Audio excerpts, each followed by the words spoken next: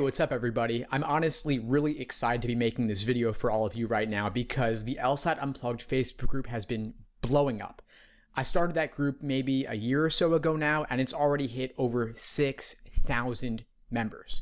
It's honestly just been too much for me to keep up with though, so I've taken a step back. While I'm still posting on there, I'm not really responding to comments individually. The notifications were just becoming way too much for me to keep up with. But the group has got a ton of engagement going on, tons of great questions, tons of great feedback, lots of folks supporting each other, really building a supportive environment and community around the LSAT Unplugged YouTube channel, podcast, the Instagram, the courses. And so I thought, what's the best way for me to keep up with all the great questions being asked and engage with everybody without actually posting on Facebook itself? And it turned out the answer was simpler than I thought. It's not to comment on Facebook, it's to make videos, which is what I do. And so I thought, why not take some of my favorite comments in the group every so often, I'll pull them together, and I'll just do a video where I run through them. So here you go. Janadi, and I hope I'm saying that correctly, says, hello, I've had a kind of a long week at work and haven't been able to study as much as I wanted. I feel like I really took a big step back. What is some advice to kind of just get out of that dip? Yeah, momentum is powerful, inertia is powerful, and so if you're into a kind of rhythm and then work gets busy, you can't study as much, it's kind of hard to go from 0 to 1. The hardest part is getting started a lot of the time. So I'd say just spend 5 minutes or 10 minutes. Set the bar really low and don't place any kind of obligation on yourself about getting things right. So do one game, one passage, or maybe even just one single logical reasoning question, then do 2 logical reasoning questions, or do 3 minutes at a time, then 5 minutes at a time, and work your way up from there. Establish small, tiny habits, take the smallest possible steps, and move forward from there. Alternatively, or in addition maybe, block off that time on your calendar to make sure that it happens. Set up a schedule for yourself so that you know what to do every single day, and to ensure that it actually happens. Check out my LSAT study schedules for more, because this is exactly what they're meant to help you do. All the best. Daniela asks, when doing the writing section, what is best to focus on in presenting our argument? The pros as to why we think whichever option is better, or the cons of why the other one is not the better option, or alternatively equally provide both the pros and cons and then my reasons for why I choose what I do. So to break that down, Daniela is asking about 3 potential routes for answering the writing sample prompt. One is focus on the pros of your side that you choose. One is to focus on the cons of the side that you don't choose. Or thirdly, provide both the pros and cons and then choose a side and explain your reasons for why you choose what you do. I would say the third option is the best. It's the most reasonable.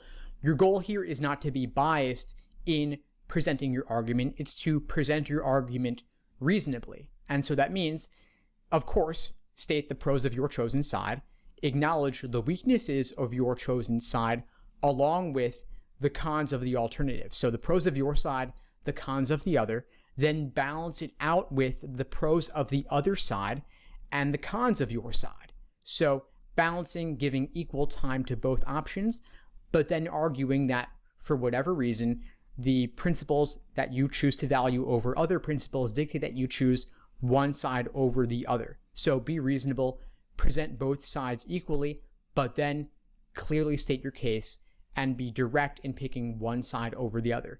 State this clearly as kind of a thesis statement in your introductory paragraph, as well as your conclusion paragraph, such that somebody skimming this writing sample, as you can imagine, many admission officers are skimming these, that they can clearly see that you've made a well-reasoned argument, but you have still come down in favor of one side over another.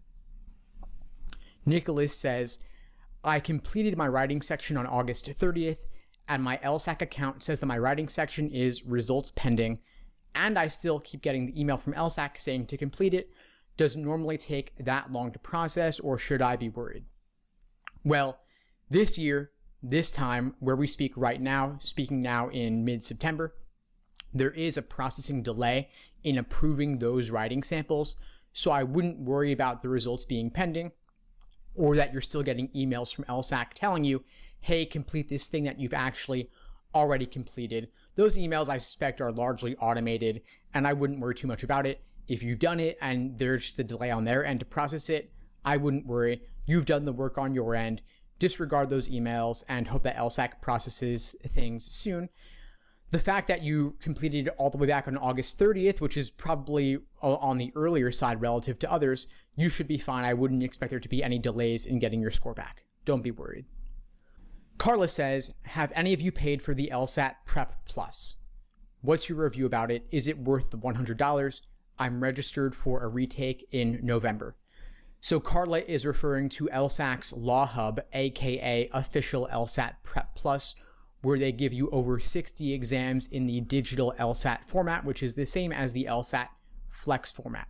It is certainly worth the $100 fee.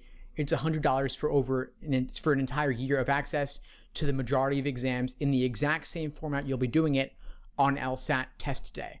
So even if you were only going to use it for 2 months out of that year, it's still definitely worth it because you're getting unparalleled exposure to the exact same format you'll be doing the actual thing on. It's the best way to simulate the actual LSAT testing conditions. So definitely do it. This is not really something I'd even say is really that you review. The idea is that it's actual official LSAT exams and they're in the exact same format. So in my view, this is objectively the best possible way to prep with official LSAT materials. I suspect that really every student should get this. And by the way, if you have an LSAC fee waiver, you get 1 year of access for free. Just email LSAC to get that access. But even if you have to pay, it's actually a cheaper deal to get those exams on Law Hub versus getting them in those books of 10 exams on Amazon, for example. So get it. Raisa says, is anyone stressed about the personal statement? I feel like the LSAT is standardized and then there are past exams, but the personal statement is giving me anxiety because of how individualized and subjective it is. Is it just me? So it's not just you. I get why it would give you anxiety. It's oftentimes hard to get personal about things in general. Sometimes a standardized objective exam actually has, because it has that removal of the personal element, things are clearly objectively right or wrong. That can actually be a source of comfort sometimes. The personal statement is, of course, far more open-ended, and so it can be tricky to get personal or know what to do with it. Check out my law school personal statement workshops for more on this, and I also personally struggle with getting personal in general, and I found that even just for me, talking about the personal statement and giving examples of the kinds of things I might cover in a personal statement actually makes it easier to kind of get into the habit of doing that. But don't procrastinate on this. Don't delay. It can take several drafts and even several different potential topics before you finally find the right topic for yourself.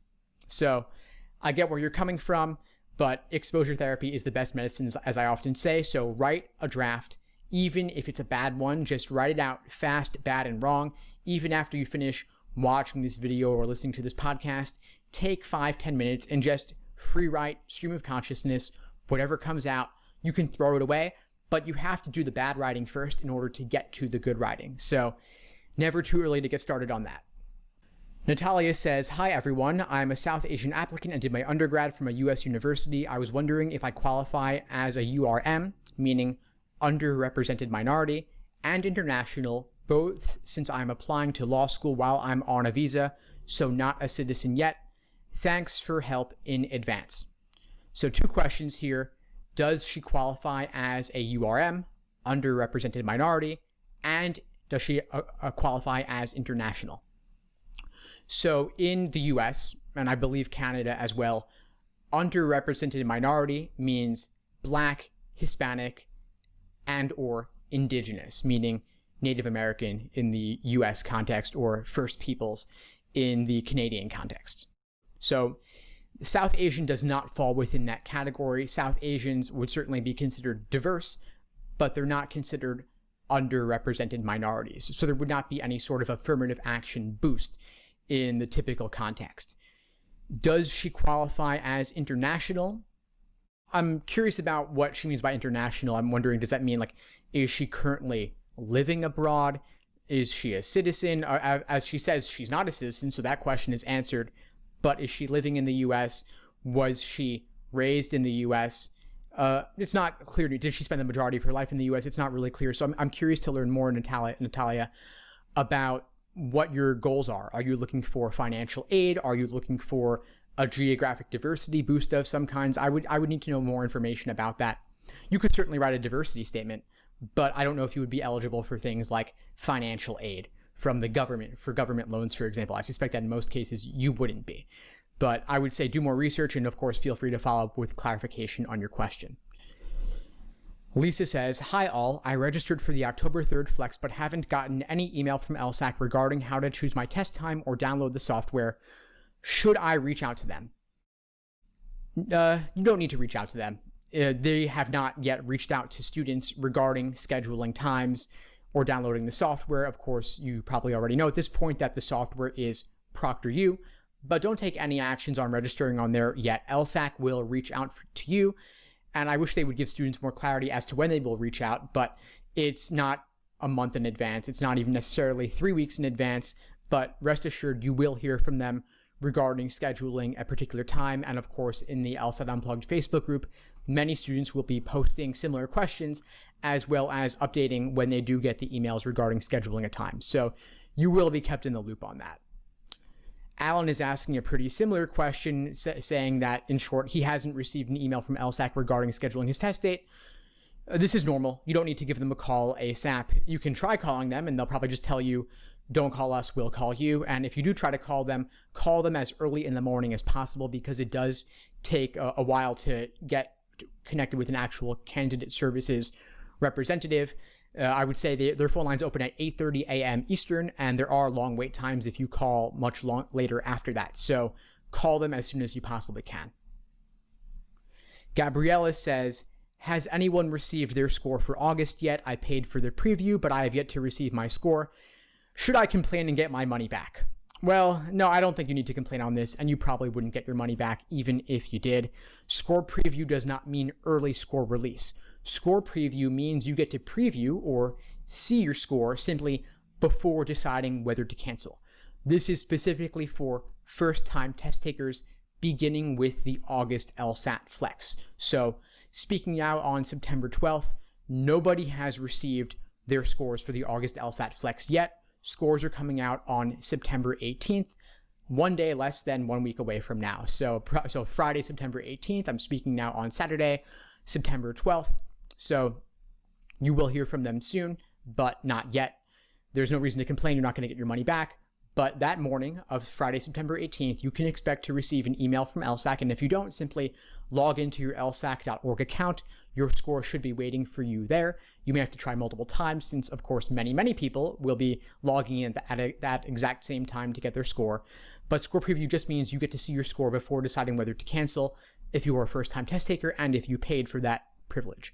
But you don't get to get your score any earlier than anybody else. So anyway, folks, this was a lot of fun. Thanks for asking your questions. Although I can't reply to the questions in the Facebook group itself, I do keep tabs on the comments that are posted there, and I will be handpicking my favorites to address on the LSAT Unplugged YouTube channel and podcast. This was simply the first episode of this type. I will be doing many more in the future, so please keep posting there. I do monitor the comments, and I keep your feedback in mind in terms of future episodes, future questions, and so I'm happy to help however I can, so feel free to reach out and stay tuned for more. All the best, everyone. Thanks for tuning into the show. Please subscribe if you haven't done so already to be notified of new episodes as I release them, and feel free to reach out if you need anything at all as you move forward with your prep. I'm happy to help however I can. In the meantime, I'll wish you all the best and take care.